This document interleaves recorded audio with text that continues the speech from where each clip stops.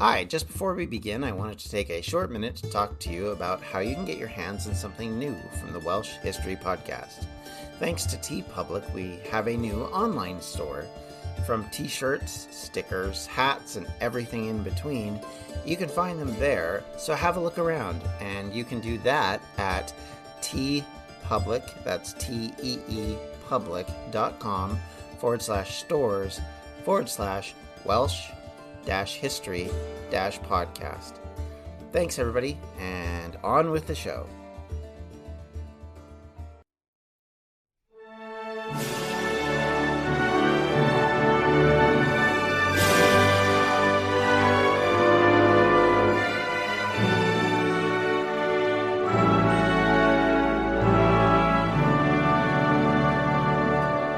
Welcome back to the Welsh History Podcast, episode 152, Men of Harlech. This episode's going to be a little bit different, in part because we're going to talk a little bit about the past, but we're also going to talk about more modern things to kind of give some context to something of a interesting subject matter. Now, normally I don't usually swing back and forward in the generations yet, but I wanted to do this because I wanted to cover both the castle and the resistance that's being put up, but also talk about the poem/song that came out of it and kind of a little bit about the various versions of it that exist, because I think there's some fascination around that. So let's get started, shall we? We're going to talk a little bit, as I said, about the defense of the Harlech castle and by those men who had been harassing the Yorkists for the better part of 7 years as the last bastion of Lancastrians, and specifically Lancastrians in Wales. Let me start by quoting Cadw. Harlech Castle is regarded as one of the most important medieval castles in Wales. It is a textbook example of concentric castle design. It was built by the English King Edward I following the conquest of Wales, the main work being constructed between 1283 and 1289, with additions in 1295 and in 1323 and 24. The overall cost is recorded at £9,500, which would be about £9.5 million today. Harlech was completed from the ground to battlements in just 7 years under the guidance of its chief architect, Master James of St. George. The first era of castles, it was used with a wall-within-walls design. Another name for that is concentric castle, which basically means that it's a castle where there is two rings of outer walls, one inside the other. The inner castle is elevated to give it better sight lines and to act as another redoubt against invasion. Basically, the defenders have multiple stages of defense, which buys them time while under the protection of the castle while it's under siege. So in other words, if somebody breaks through the first line of defense, you have multiple lines of defense. This becomes much more complex as time goes on, and castle building grows into a much more important siege protection, and you end up having multiple layers of defense. If you were to go to Harlech, or specifically Caerphilly Castle, you would see this in action. There is multiple layers of defense, from water to ditches to walls after bridges, and all of it works to keep the castle from falling because you have to go through all these various layers. Meanwhile, others can come and help to resist by coming from the outside the castle, which is the whole point of it. The other thing that's really interesting with Caerphilly is their stocks and supplies and things could be held on an island out in the little water feature that surrounds the castle, the moat, as we would sometimes describe it as. So there's a lot of defenses that can be built up by these castles, and certainly Edward's castles were the height of technological construction at the time. Harlech also has the advantage of being built on a rocky crag which rose straight out of the sea itself. Today the sea has since receded, so you don't have that impression. If you go to Harlech now, you'll see it surrounded by land, but at the time it bumped straight up against the sea. This gave it vital access to a small port or quay, which was meant to be a place in times of trouble where the castle could easily be supplied by boats or ships. The castle would then hold out during a siege and every siege after, in part because of this access, which is also called the way from the sea. It's because it scales below the castle and you have to climb up to it to get to it. It's a path of about 108 steps, which rises up a steep rock face. This, of course, gives the besieged defenders access to supplies, to ways of resupplying troops, to, in some cases, retreating and escaping. And so, for that reason, it was a very vital link.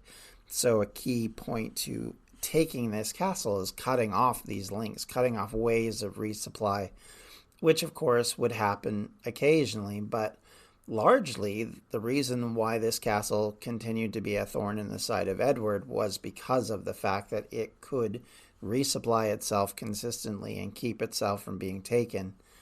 In local mythology, the site of Harlech Castle is associated with the legends of Branwen, the daughter of Llŷr, from the Mabinogion, but there is no actual evidence of a native Welsh fortification having ever been built there, though that doesn't mean that there might have been something that could have existed at some point, but because there's no archaeological evidence to date that has been found, it's hard to say that there's any sort of, that the legendary links actually match up with reality. Money to pay for the initial phase arrived in mid-May of 1283, and carpenters and 35 stonemasons were dispatched, and from June and July that work commenced.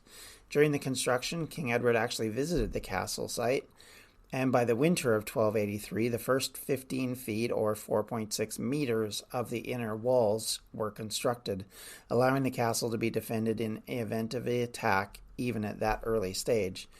Interestingly as well, John de Bonvillars was appointed the constable of the castle in 1285. The interesting point was, after his death in 1287, his wife Agnes actually took up the role for another 3 years. So you have this unique situation where the castle constable is actually being run by a woman, which is something very unusual in the medieval period, needless to say. In 1286, at the height of the construction, the workforce comprised of 546 general laborers, 115 quarriers, 30 blacksmiths, 22 carpenters, and 227 stonemasons. The project cost nearly £240 a month. The castle was essentially completed by the end of 1289, having a cost estimated around, as I said earlier, nearly £9,000 when complete in full, but at this point it was £8,190, about 10% of the £80,000 that Edward had set aside on his castle building projects in Wales between 1277 and 1304. Yet, for all its defences and fearsome reputation, the castle fell to Owen Glyndŵr in 1404, becoming his base of operations and shared seat of government for much of the life of his rebellion. But much like the English before him, the castle once again fell as the Glyndŵr revolt ground to a halt. The reality of 15th century warfare was it was much harder to maintain defenses, which worked very well against stones, balls, and arrows, but struggled against cannons. The constant war of the medieval period meant that there was a constant arms race. Everything from armor, ammunition, formations, and development of cannons and guns changed the way wars were fought, and siege warfare is no different. In 1464, William Herbert had been given a commission to finally put an end to the defense and harassment coming from Harlech. This need was sped up as Jasper Tudor made his way to Brittany to seek aid from them, with a letter from King Louis XI stating his support for them, although that letter apparently mysteriously was never approved by Louis, according to him later. A lot of people suspect this is more to do with his political shenanigans rather than actuality. The Duke of Brittany supplied a navy to protect Jasper from the Yorkists as he tried to return to Wales once more. We do not know actually a lot about the Welsh resistance in this period, but what we do know is that Jasper led raids across North Wales during it. I would take it that likely he was based in Harlech, but much like Owen Glyndwr before him, he was like smoke to catch, frustrating the Yorkists even while other Lancastrians failed miserably. During the same period, between 1463 to 1465, the Lancastrians had tried and failed again and again to defeat Edward. The Duke of Somerset, for example, was killed along with many others in a defeat near Newcastle after seemingly betraying both sides. King Henry VI himself was found wandering the English countryside in 1465 by the Yorkists in northern England and sent back to the Tower of London. His wife, meanwhile, and her remaining supporters and son had all fled the island altogether. Yet, in the midst of all this disaster, Jasper Tudor remained at large. He was a consistent, complete, and total thorn in their side. He arrived at Harlech at June 24th, 1468, to set again to cause problems for Edward. He gathered 2,000 men and then captured Denbigh Castle once more. As an act of defiance, and to basically show that he could do whatever he wanted, he burned the new part of the town to the ground, more or less as a burning effigy to the futility of Edward's campaign. He struck all around Flintshire, causing enough damage that most of the county would not be able to pay their taxes for up to 5 years after the fact. He had become more than a slight nuisance. The continued presence of Jasper and his base at Harlech was a complete embarrassment, and Jasper was becoming famous around Europe for his exploits against Edward, effectively tilting at the windmill for the Lancastrian cause. King Edward had reached his limit, and his irritation with this problem, this half-brother of the, in quotes, former king, needed to finally be dealt with. So he gave William Herbert the men and material to carry on the campaign to finally put an end to this war, or so at least he hoped. The troops made their way from both the north and the south, splitting up into two major forces and slowly pushing resistance back to the castle. Finally, in August of 1468, Harlech Castle was surrounded, and as it was surrounded by these 7,000 men, over the course of that month, it would then eventually surrender. It did so. I'm Neil Manthorpe, one half of South Africa on 99.94 with Lungani Zama. We're covering the Rainbow Nation as it undergoes its biggest transition since readmission. We cover every part of the South African game on 99.94, and you can hear us several times a week where you find your podcasts or on YouTube. Coming up on 5 Minute News, I'm Anthony Davis. You might think it's partisan because maybe it's critical of one side or the other, but it's not. It's just the truth. And I think that's also something that's kind of unusual for Americans listening to the radio or to podcasts, because the news landscape in the States has been so partisan for so many decades. So 5 Minute News is verified, truthful, independent, unbiased, and essential world news daily. Hey, podcast listeners, I'm Paul Brandis introducing my podcast, Countdown to Dallas. It's a fascinating, in-depth look at the seemingly unconnected events that led to the assassination of President John F. Kennedy. It's based on my book of the same title. In that book and in this podcast, I go all the way back to 1939, when Lee Harvey Oswald was born into a troubled and dysfunctional family. I'll follow his transient and often violent teenage years and young adulthood, painting a fuller picture of the man who would later become Kennedy's killer. I also take a look at events unfolding in that era, like Cuba and Vietnam, and I'll unpack the conspiracy theories too, not one of which has ever been conclusively proven. Subscribe to Countdown to Dallas at evergreenpodcasts.com or your favorite listening app, October 31st. surprisingly with very little resistance and against the run of what will be told later in this story.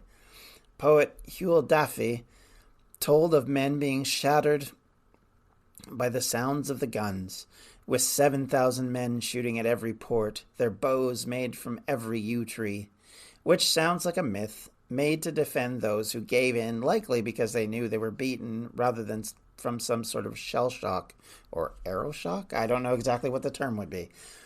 50 prisoners were taken, including the Welsh constable and defender of the castle, David ap Ioan ab Enan, who had kept little Harlech for so long, alone faithful to the weak crown, in quotes.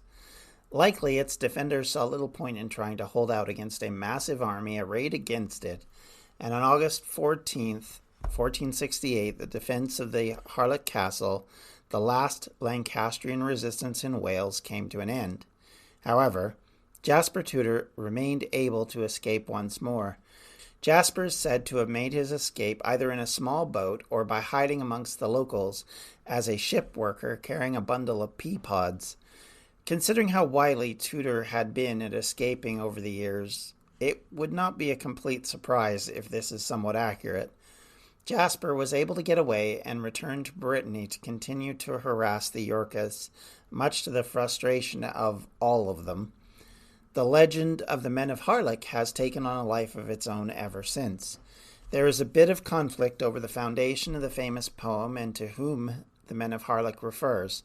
Some academics find there is a dispute over whether this refers to the defenders of Harlech during the Glyndŵr revolt towards the end of that campaign, or rather those defenders of the Lancastrian honour. Likely part of this is due to the nationalism found in some of the lyrics, which were written in a Victorian era not well known for its nationalistic tone on some occasions.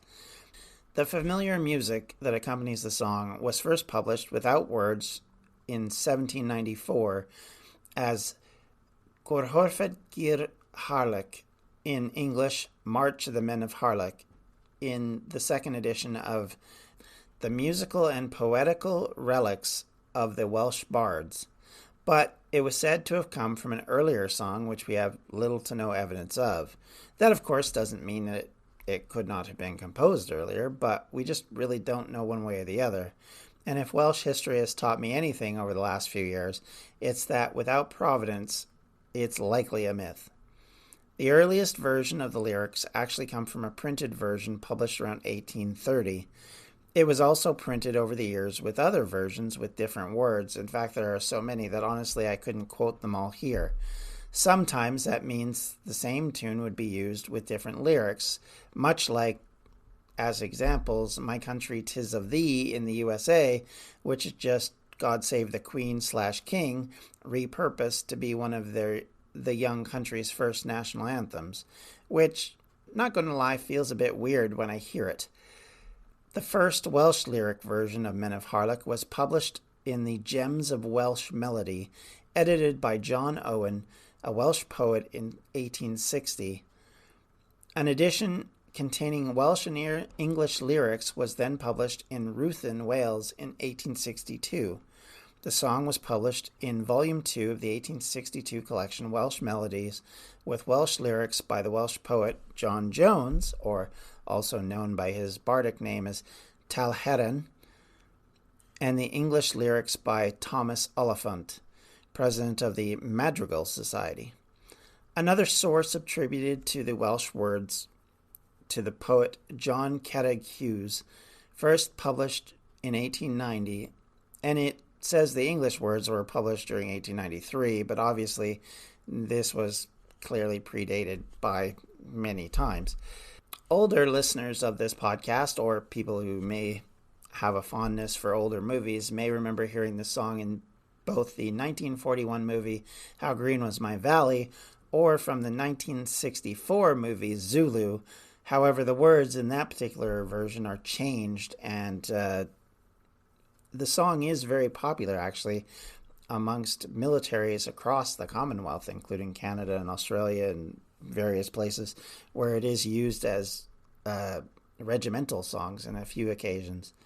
In one rather interesting, sad, I don't know how you describe it, story, Rick Rescorla, and I apologize if I murdered that name, was the chief of security for Morgan Stanley's World Trade Center office, and it was claimed that he sung a Cornish adaptation of the Men of Harlech in a bullhorn, along with many other Cornish and other songs, to help keep employee spirits up while they evacuated during the September 11th attacks.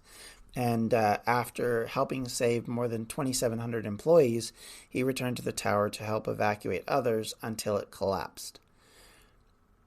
Now, to kind of give you an idea of what these versions are like, I'm going to read them, not try and sing them, because goodness knows I'm not sure you want that.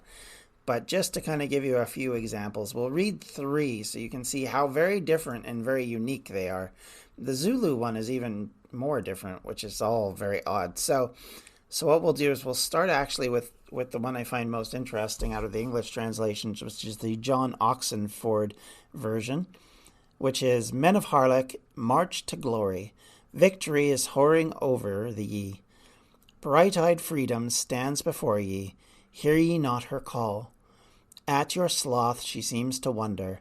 Rend the sluggish bonds asunder. Let the war cry's deafening thunder every foe appall. Echoes loudly waking, hill and valley shaking, till the sound spreads wide around, the Saxons' courage breaking. Your foes on every side assailing, forward press with heart unfailing, till invaders learn with quailing, Cambria never can yield. Thou who noble Cambria wrongest, know that freedom's cause is strongest. Freedom's courage lasts the longest, ending but with death. Freedom's countless hosts can scatter, freedom's stoutest mail can shatter, freedom's thickest walls will batter, fate is in her breath. See, they now are flying, dead are heaped with dying. Over might hath triumphed right, our land to foes denying. Upon their soil we never sought them. Love of conquest hither brought them, but this lesson we have taught them. Cambria never can yield. So that's that version. Now let me read you one of the original versions in English. This is the 1830 version, which was republished by Thomas Oliphant. And this again, the lyrics are different. Hark, I hear the foe advancing, barbed steeds are proudly prancing, helmets in the sunbeams glancing, glitter through the trees. Men of Harlech, lie ye dreaming, see ye not their falchions gleaming, while their pennons gaily streaming, flutter in the breeze. From the rocks rebounding, let the war cry sounding, summon all at Cambria's call, the haughty foe surrounding. Men of Harlech, on to glory, see your banner famed in story, waves these burning words before thee, Britain scorns to yield. Mid the fray, see dead and dying, friends and foes together lying, all around the arrows flying, scatter sudden death. Frightened steeds are wildly neighing, brazen trumpets hoarsely braying, wounded men for mercy praying, with their parting breath. See, they're in disorder. Comrades, keep close order. Ever they shall rue the day they ventured o'er the border. Now the Saxon flies before us, victory banner floateth over us. Raise the loud exulting chorus, Britain wins the field. Now, there are Welsh lyrics which I am not even going to attempt to read, as you can imagine, but let me just cover one version of it, which is the one that we talked about from Talhedan. Glyndwr, see thy comet flaming, hear a heavenly voice declaiming, to the world below proclaiming, Cambria shall be free. While thy star on high is beaming, soldiers from the mountains teeming, with their spears and lances gleaming, come to follow thee. Hear the trumpets sounding, while the steeds are bounding, on the gale from the hill and dale. The war cry is resounding. Warriors famed in song and story, coming from the mountain hoary, rushing to the fields of glory, eager for the fray. To the valleys wending, hearths and homes defending, with their proud and valiant prince, from ancient kings descending. See the mighty host advancing, sunbeams on their helmets dancing, on his gallant charger prancing, Glyndwr leads the way. Now to battle they are going, every heart with courage glowing, pride and passion overflowing in the furious strife. Lo, the din of war enrages, vengeance crowns the hate of ages, sternly foe with foe engages, feeding death with life. Hear the trumpets braying, and the horses neighing, hot the strife while fiery foes are one another slaying. Arrows fly as swift as lightning, shout on shout the tumult heightening, conquest's ruddy wing is brightening, helmet, sword, and shield, with their lances flashing, warriors wild are crashing, through the tyrant's serried ranks, while onward they are dashing. Now the enemy is flying, trampling on the dead and dying, victory aloft is crying, Cambria wins the field. And with that, I'd like to thank you all for listening. I hope that this has been an interesting episode. And if you have any questions, comments, or concerns, you can reach me at the Welsh History Podcast at gmail.com, or you can comment and talk to me on Twitter at Welsh History Pod, or you can speak with us on Facebook at facebook.com/Welsh History Podcast. On that note, take care, everyone. We'll see you later. And now we'll play The Men of Harlech from a 1912 version of the song. Until next time, everyone, take care. Have a great day. Goodbye.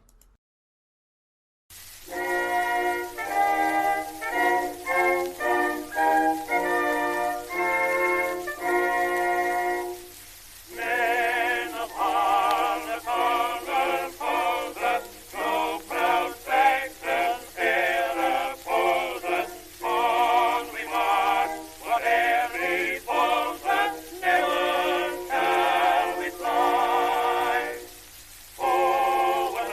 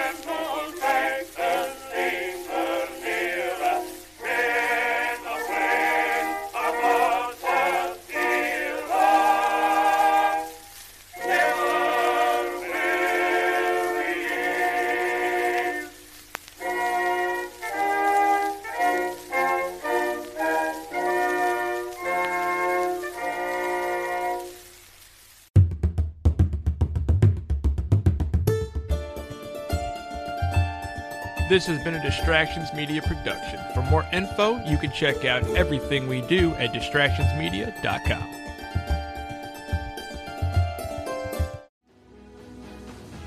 I'm Ken Harbaugh, host of the new Medal of Honor podcast from Evergreen Podcasts, brought to you in partnership with the National Medal of Honor Museum. In each 3-minute episode, we'll learn about a different service member who distinguished him or herself through an act of valor. We'll include stories from the Civil War to Iraq and Afghanistan, and from all branches of the military. We'll talk about service members who were overlooked for the medal at first due to their race or religion, and about those who were celebrated at the time. We'll hear stories of soldiers like Audie Murphy, future Hollywood star who mounted a burning tank to hold off German infantry in World War II.